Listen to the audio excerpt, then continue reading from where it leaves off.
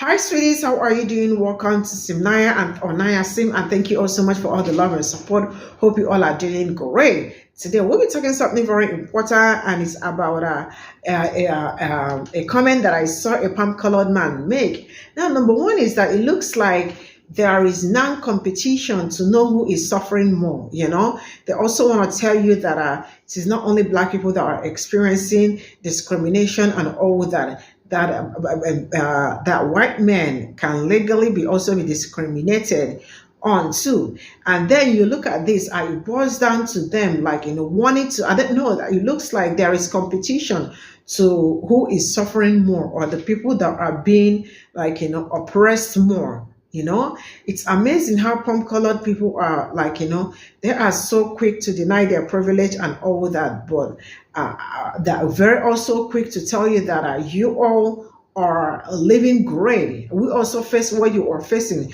when you have never for a day lived in the shoes of Black people or other people of color, but I am talking about Black people, right? And the fact that some of them still think like this is a big, huge problem. And when we talk about equity, diversity, and all that, you see all of them all shook up. They don't want to hear anything like that because they feel like we are gonna lose everything if we include them. Why do we have to include them and lose ourselves? You know what? Let's get into this video. When people ask me why I was such a diehard Trump supporter, this was the reason why. Because of this comment right here, I felt like this. I felt like that in 2024 that white men were the only people who were legally discriminated against. In fact, I'll take it a step further. It was the white, straight, Christian, conservative male that would be discriminated against in 2024 in the United States of America. We had tolerance for everyone else but us. And truth be told, it wasn't until I realized how ignorant and uneducated I truly was that I began to think and feel and live differently. Growing up in a society and a system that by design centers and caters white, straight, Christian males, anytime you see any other type of inclusivity, any type of diversity, equity, and inclusion, it will begin to feel like oppression. And that's sad that this is the truth about the world that we live in today. And people say all the time that if we just stop talking about racism, that it will go away. People believe that because they don't experience interpersonal racism, that it doesn't exist on an institutional or a systemic level. But it's because of comments like this that we know it's alive and well. People will be like, well, we don't have a white entertainment channel, or we don't have historically white colleges. We don't have a white history month. We don't have white-owned businesses. When literally whiteness has been the standard in this country since the birth of the nation.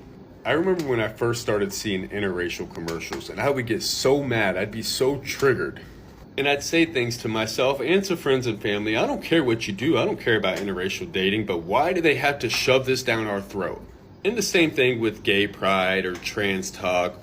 I would get so triggered, I don't care what you do, but why do you have to shove it down our throat? But could you imagine for 1 second being a member of one of these marginalized groups growing up in this country? What it must feel like to have whiteness or straightness or Christianity shoved down your throat every single second of the day? And then when you begin to question it or try to create a safe space for yourself, you're told to go live in another country if you don't like it. Or stop being the victim. Or don't blame the system, you need to take personal accountability. And this is the question I have for people who get upset about it, because I know a lot of people in my everyday life are still upset about it. Why are you so triggered?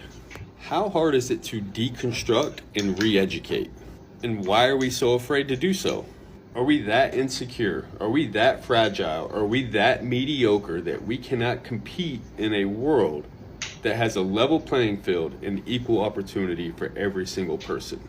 I mean, hell, if we really think about it, if we really want to get mad, we need to get mad at our ancestors. We had a 400-year head start, and many of us are still living in the trailer park.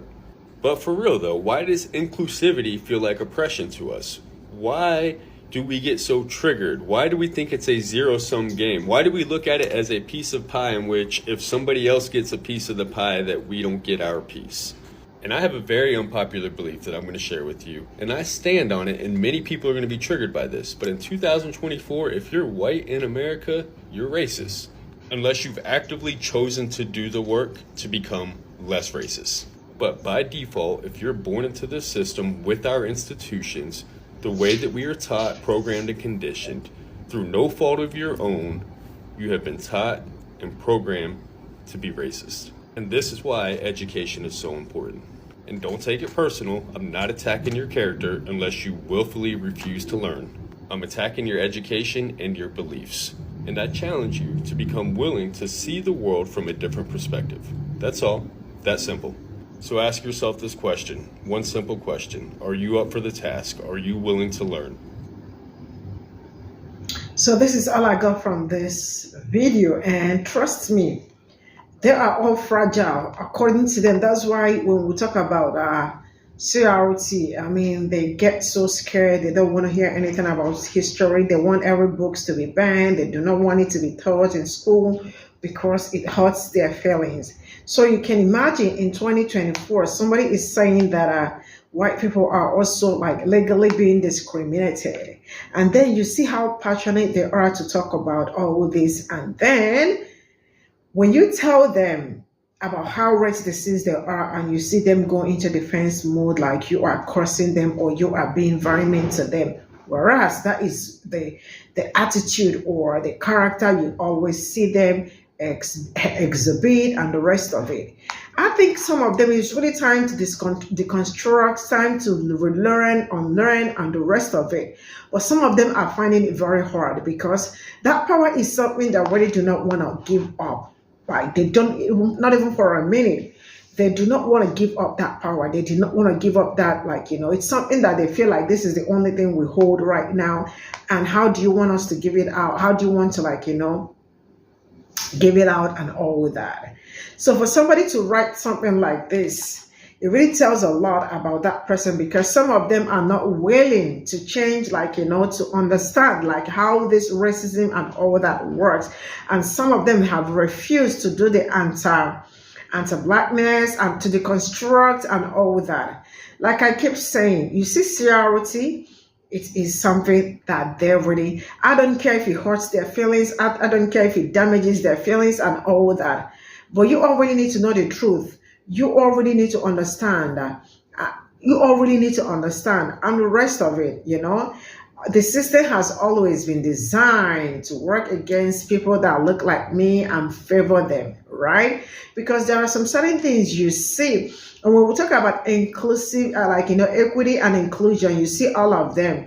You see, they feel like it's an oppression, how do we have to include them into our own space and all that? Like I keep saying, the world is large enough to, to accommodate everybody, anyone and all that. But yet, they do not want that. Anything that got to do inclusiveness and all that, equity and the rest of it is something that they do not want to hear, because they do not want that. They want to have all the pie for themselves and not be able to share it to other people, because why do we have to share it to you? So you see the reason why I keep saying that, if only you all know that how hard they are trying to hold on to that power, because so I have seen some of them saying that I feel like we do not have a lot to hold on to. Like it's mostly like our pump color, like our color and all of that. That in years to come, maybe all of this will not be in years to come, we might be losing this and we will be losing power and the rest of it. So when we talk about inclusiveness, equity and diversity and all of that, there are so much they don't want to hear it. They don't want you to talk about history. They don't want you to say anything about your, all of that. Why? Because it hurts their feelings and all of that. And now let me say something. You all are so much after your feelings. Like when we talk about history, when we talk about CRT, when you all refuse to listen, when we refuse to, or when you guys really refuse to get to know more about the history and all of that, it hurts Black kids and Black people in general, right? It is hurting your feelings, but it is killing us. It is unaliving us, because as the day goes by, you hear a lot of things happening to Black people and all that, the police brutality and the rest of that. It is because you all refuse to hear, read, and understand the history. Why? Because it hurts your feelings. This is all I got to say. Let me know what you all think in the comment section. I'll see you all in my next video. Bye for now.